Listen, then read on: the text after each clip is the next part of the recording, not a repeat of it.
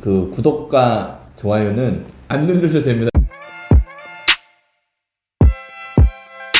안녕하세요, 김민성 변호사입니다. 오늘은 회생이랑 파산이 뭐가 다른지 한번 설명해드리는 시간을 가지도록 하겠습니다. 채무자의 입장에서, 그 다음에 채권자의 입장에서, 그 다음에 법원의 입장에서 이렇게 세 개가 뭐가 다른지 아주 간단하게 말씀을 드릴게요. 채무자 입장에서 보면 회생은 갚아 나가는 거예요. 36개월에서 60개월까지 내가 벌어들이는 월급에서 최저생계비를 뺀 가용소득, 그 나머지 돈을 계속 갚으면 자기가 가진 빚에서 뺀 나머지 금액을 면책해주는 제도가 회생이에요. 파산은 뭐냐면 안 갚는 거예요. 파산은 안 갚으면 어떻게 하느냐, 내가 가지고 있는 재산 다 내어놓고 뭐 경매나 기타 아니면 매매나 이런 걸 통해서 환가 절차를 거친 다음에 채권자들의 채권액에 비례해서 안분해서 뿌려준 다음에 빚을 모두 탕감해주는 제도죠. 채권자 입장에서 회생 파산의 다른 점은 뭐냐면, 회생은 쭉 내가 돈을 받는 거고 파산은 한 번 딱 받고 마는 거예요. 회생은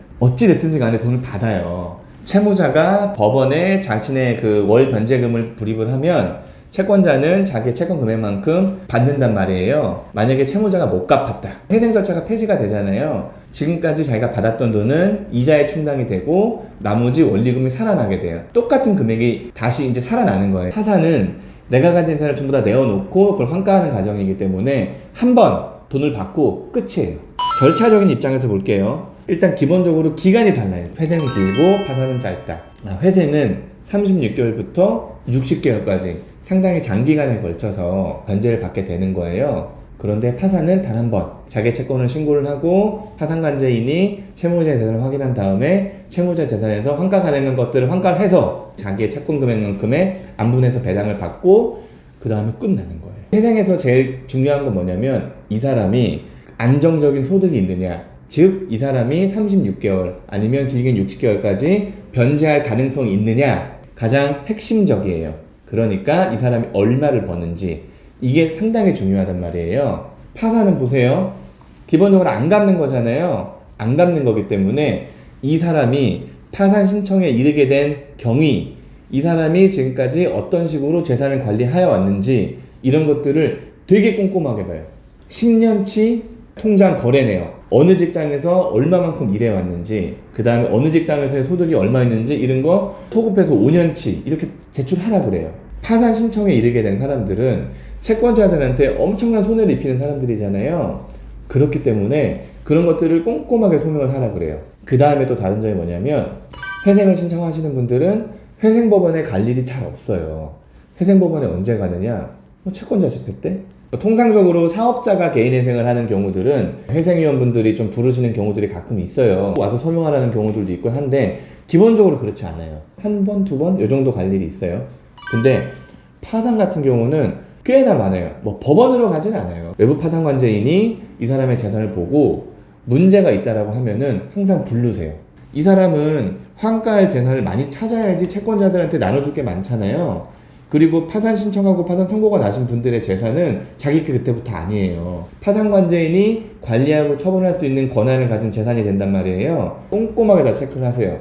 회생 같은 경우는 기각이나 폐지되는 사유들이 되게 한정적이에요. 근데 파산 같은 경우는 기각이 생각보다 잘 나요. 제가 처리했던 파산 사건 중에 되게 기억나는 게 하나가 있어요. 그게 뭐냐면, 공무원이셨어요. 그 퇴직금을 일시금으로 수령하셨어요. 퇴직하실 때. 그게 1억 정도였어요.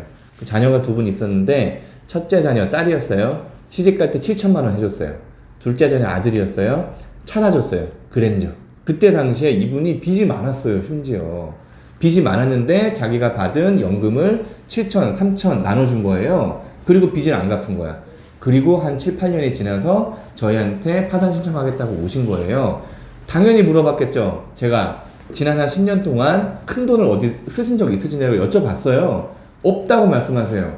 파산 선고 받았어요. 빚이 너무 많으니까. 면책 신청하는 과정에서 그게 불거진 거예요. 그 문제점이. 미안하다, 이게 걸릴 줄 몰랐다, 이렇게 말씀하시는데 결국에 어떻게 됐냐면 부인해소라고 얘기를 한단 말이에요. 그 재산의 이동의 행위 자체를 부인을 했어요. 그래서 그게 부인해소가 인용이 됐죠, 당연히. 자녀분들이 7천만 원, 3천만 원 이 토해낸 게 생긴 거예요. 그래서 결국에는 이걸 가지고 좀 협의를 봐서 어느 정도 금액을 좀 줄여서 뭐 어찌 해서 꾸역꾸역 재량 면책을 받아내긴 했어요. 어찌됐든지 간에 저희가 그런 것들은 뭐 파산관제인하고 협의를 통해서 뭐 재량 면책까지 이끌어낼 수 있게 열심히 노력을 하니까 변호사들한테는 그런 걸 다 알려주셔야 돼요. 면책도 달라요.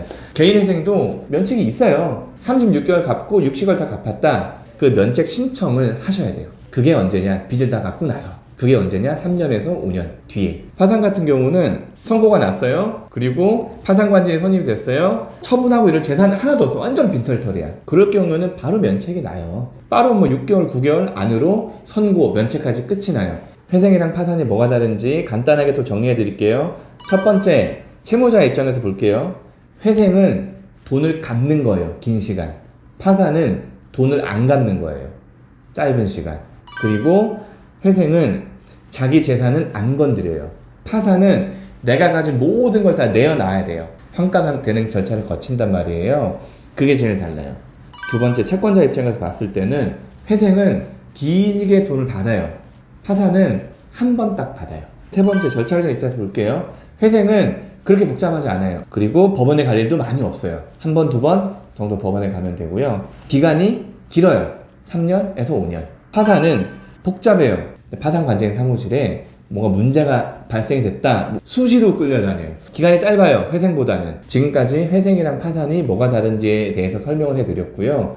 회생을 어떻게 신청해야 되는지, 파산을 어떻게 신청해야 되는지, 그런 것들은 다른 어떤 동영상들이 있어요. 그런 것들을 좀 참고하시고 댓글에 남겨주시면 답글을 달아드리니까 남겨주시면 되고요. 그 구독과 좋아요는 안 누르셔도 됩니다. 왜? 너무 자주 보시면 좀 창피하기 때문에 다음에 또 더 좋은 동영상으로 어려움들을 해결해 드리기 위해서 또 바로바로 찍어서 올려드릴게요. 감사합니다.